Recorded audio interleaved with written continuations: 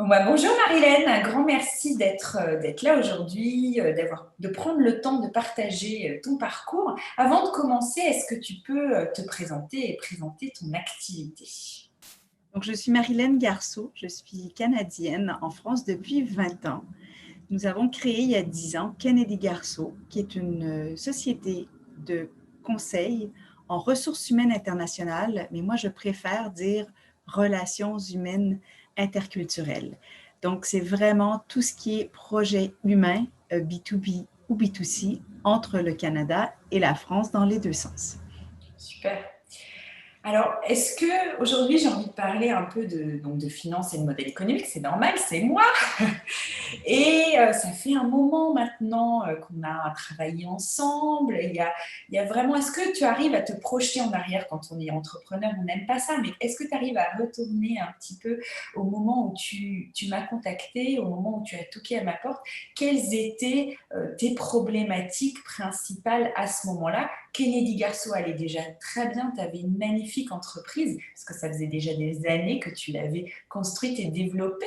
Mais est-ce que finalement, tu te souviens des problématiques qui t'ont poussé à me contacter à l'époque? Oui, ben effectivement, à l'époque, il y a une personne qui travaillait dans la boîte comme si elle était associée et on se posait la question à savoir, oui, rentrer dans l'actionnariat et si oui, comment on fait pour valoriser l'entreprise, comment on organise cette entrée dans le capital de l'entreprise. Donc ça, c'était la question initiale. Et ce qui s'est également passé, et puis on pourra en parler, mais pendant qu'on travaillait ensemble, ou je pense juste un petit peu après, on a vécu une explosion de nos bureaux, c'est-à-dire que nos bureaux étaient voisins d'un immeuble qui a explosé. Et je dois dire que ça, à ce moment-là, ça nous a un peu, on est allé de l'avant, puis on a continué à travailler comme si de rien n'était, mais avec recul, moi, je réalise que ça a été un peu un choc. C'est le déséquilibre qui nous a mis ensuite en mouvement dans la prise de décision, mais tout ça a permis aussi de remettre à plat, de comprendre mes chiffres. Puis on pourra en reparler, mais vraiment, pour commencer à te dire, je fais rentrer quelqu'un dans l'actionnariat ou je ne sais pas, éventuellement la société est à vendre ou même pour comprendre où on est rendu après tant d'années, j'avais l'impression de ne pas voir clair les chiffres et tu m'as confirmé des choses assez extraordinaires pendant l'accompagnement. Donc c'est vrai que c'était ce besoin de prise de recul après plusieurs années d'activité. Et puis il y a eu des événements, c'est vrai, extraordinaires pendant cette période-là. On va dire ça comme ça parce qu'il n'y a pas tellement d'autres mots. Et est-ce que tu peux nous en dire un peu plus sur cette prise de recul et cette clarté? Est-ce que tu vois finalement des étapes dans l'évolution de cette clarté? Parce que toi, tu as vraiment eu une évolution incroyable. Est-ce que tu arrives à nommer finalement cette clarté, à avancer vers la clarté? Tu avais déjà beaucoup de choses avant, mais est-ce que tu arrives à nous paver ce chemin vers cette prise de recul et cette clarté? Je sais que c'est pas facile ce que je te demande, mais est-ce que tu Non, arrives à... je ne sais pas si je... déjà, je vais te donner les éléments qui m'ont sauté aux yeux assez rapidement. Euh, la trésorerie, c'est comment un chef d'entreprise perçoit sa trésorerie. Et ben, tu m'as beaucoup ouvert les yeux sur ce point afin de mieux comprendre. Tu vois, c'est pas, je vais faire un extrême, mais c'est pas parce qu'on a beaucoup de trésorerie qu'on a un capital qu'on peut investir et vice-versa. C'est pas parce qu'on n'en a pas qu'il n'y a pas un potentiel. Donc, il y a cette partie-là. Mais je pense que la partie la plus drôle, c'est au moment où je t'ai dit, je ne suis pas commerciale dans l'âme, voilà, le closing ou des choses comme ça, des contrats, c'est pas moi d'essence. Et on a fait un exercice, alors certes sur l'année qui était en cours, mais aussi, si ma mémoire est bonne, sur les 2 années antérieures Tout à fait. ou l'année antérieure. Et on écrivait comment le contrat était arrivé, qui avait signé le contrat dans l'équipe. Et de mémoire, je pense qu'il y a 83% des résultats, des contrats signés qui étaient des contrats signés par soit mon réseau, soit mes contacts, soit une approche que moi j'ai faite. Et donc, tu m'as un peu dit, t'es drôle, Marilène, mais tu dis que t'es pas commerciale, sauf que c'est toi qui fais rentrer les contrats. Donc, ça a été une révélation très agréable. Ensuite, effectivement, on a regardé le type de prestations qu'on avait. Bon, déjà, on a défini qu'il y avait trop de prestations. Donc, depuis, j'ai effectivement simplifié les prestations. Et on a aussi regardé les prestations qui ramenaient soit des plus belles marges ou où il fallait augmenter les marges. Donc, l'exercice qu'on a fait ensemble, c'est l'augmentation de nos prix. Chose qui porte ses fruits parce que ça n'a pas changé, voire ça a amélioré le type de clientèle que nous avons.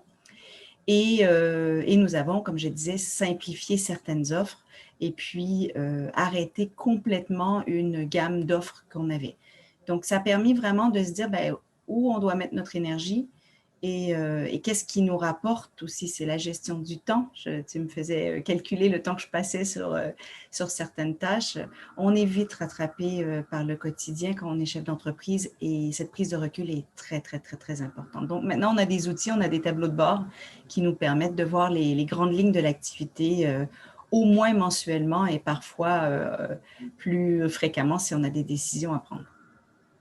Et tu as raison de souligner, quand on est chef d'entreprise, on est pris par le quotidien tous, hein. Chacun d'entre nous, on a beaucoup de choses à faire. Généralement, on fait un petit peu tout partout. On est à beaucoup d'endroits et c'est important, cette prise de recul. Et c'est vrai qu'on a beaucoup travaillé sur la rentabilité. Et puis, je crois que c'est important de souligner qu'il y avait tout dans ton entreprise. Il y avait des choses fabuleuses et merveilleuses. En fait, tout était là, quoi, pour moi. Et ça, c'est le fruit de ton travail, de toutes ces années auprès de Kennedy Garceau. Tu as su développer une super entreprise. Et les entrepreneurs, souvent, lorsqu'ils ont la tête dans le guidon, moi je le vois aussi même avec ma propre entreprise, tu vois, quand on a la tête dans le guidon, on ne voit plus forcément les choses avec clarté. Et est-ce que tu aurais un message à partager à ces entrepreneurs qui peut-être ne voient plus forcément le chemin devant eux alors qu'ils ont construit quelque chose de fantastique déjà, quoi. Ouais, moi, je dirais que avec recul, j'aurais fait l'exercice plus tôt. Alors déjà, ce qui est merveilleux, c'est que j'ai pu être en contact avec toi grâce à une référence. Oui. Et puis, c'était vraiment un moment, on est chef d'entreprise, puis moi, je suis fonceuse, je fais des grands pas. Des fois, je ne me pose pas de questions, j'y vais. Mais cette réflexion de chiffres, même si j'avais été sensibilisée au business plan, à la vision, tout ça, au démarrage de l'entreprise, je pense que si vous êtes à 3 ou 5 ans et vous n'avez pas fait l'exercice encore, n'attendez pas, faites-le maintenant parce que ça va vous permettre de sauver du temps. Et puis surtout, encore une fois, de voir clair dans ces chiffres. Sans les chiffres, on avance, on fait des choses, mais on ne les fait pas toujours d'une façon très réfléchie. Donc, ça vaut vraiment la peine à 3-5 ans d'exercice là, de se dire, est-ce que j'ai les outils, est-ce que je comprends mes chiffres et puis de le faire. Super. Est-ce que tu peux nous en dire un peu plus sur où tu en es aujourd'hui? Comment ça se passe chez Kennedy Garceau aujourd'hui? Déjà, avec cette série, alors j'ai parlé de l'explosion, mais il y a aussi eu juste avant une personne avec qui on travaillait qui était partie à Londres. Donc, nous, côté confinement, il n'y a pas eu d'impact dans le sens où on était déjà prêt à travailler virtuellement. Et puis, l'explosion nous a prouvé qu'on pouvait travailler avec peu de moyens, hein. Il y a plein de biens matériels qu'on a autour de nous au bureau qu'on n'a pas toujours de besoin. Donc, ça, c'est une chose. Et également, et là, ça dépend de tout le monde, mais moi, j'encourage qu'on soit introverti ou extraverti, de ne pas seulement se concentrer sur son activité et d'être 24 heures sur 24 sur son activité. Je vous dis où je veux en venir, c'est que je me suis beaucoup impliquée dans la communauté franco-canadienne et une opportunité est venue à moi pour diriger un programme qui s'appelle l'EFEA, qui est un programme de développement posture professionnelle des femmes B2B, B2C, mais vraiment au profit de l'évolution d'une entreprise et de la personne. C'est une initiative québécoise et aujourd'hui, j'en suis la directrice de programme. Donc, ça reste des ressources humaines, c'est du développement personnel, j'adore, c'est une initiative québécoise et ça se développe maintenant en Europe, en français, en anglais. Il y a plusieurs programmes et donc, j'ai cette opportunité-là qui est arrivée vers moi et lorsqu'elle est arrivée, j'ai pu, grâce à l'exercice qu'on avait fait ensemble, dire oui, j'ai envie de rajouter ça à mon arc. Et ça me permet effectivement, puisque tout a été transformé en virtuel, c'est une formation qui avait quand même un peu de présentiel, ce programme-là maintenant est 100% virtuel et on a pu s'adapter. Et je travaille, et puis ça c'est une autre chose que j'ai compris, c'est le fait d'avoir une grande équipe. Donc, à Montréal, il y a tous les corps de métier et par mon expérience de chef d'entreprise, j'ai la capacité d'avoir des conversations avec chacun des corps de métier. Alors, je parle de autant les gens qui sont en développement d'affaires que ceux qui sont sur la partie technique pour gérer les outils, que ceux qui travaillent avec la relation client. Donc, je trouve ça hyper intéressant. Et puis, je pense que c'est grâce à une complémentarité de mes activités et puis de mon expérience en tant que chef d'entreprise franco-canadien qui a amené cette opportunité-là. Donc, voilà, pour moi, c'est des bonnes nouvelles, c'est de la croissance potentielle et Super c'est un croissance. super projet.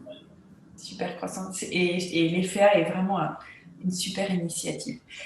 Et c'est vrai que ce que tu disais, c'est j'ai quand même ressorti le fait de ne pas faire seul. En fait, ça, c'est vraiment un levier aussi sur être chef d'entreprise, mais faire tout seul, ça a ses limites, quoi. Donc aujourd'hui, tu arrives à rayonner finalement sur plusieurs continents. Et ça, c'est incroyable. Donc c'est super. J'ai toujours été accompagnée autant par la personne qui a été avec nous pendant 7 ans que là maintenant, voilà, je trouve qu'on avance, on le dit souvent, hein, seul on est invisible, à plusieurs on est invincible. Et puis oui, on fait des mauvais choix des fois, on travaille avec des partenaires ou des personnes avec qui ça va moins bien, hein. J'ai eu l'expérience avec une salariée à un moment, mais c'est pas ça qui va nous empêcher d'avancer. Au contraire, ça nous permet, alors là, j'ai mon côté nord-américain, hein, Tu as ça nous raison. permet d'apprendre et puis de grandir. Exactement, c'est ce que j'allais dire. Les erreurs nous permettent d'apprendre. Merci beaucoup, Marilène, pour ce partage d'expérience et ce témoignage sur ton parcours. Et Avec plaisir. puis, à très bientôt, j'espère. À bientôt.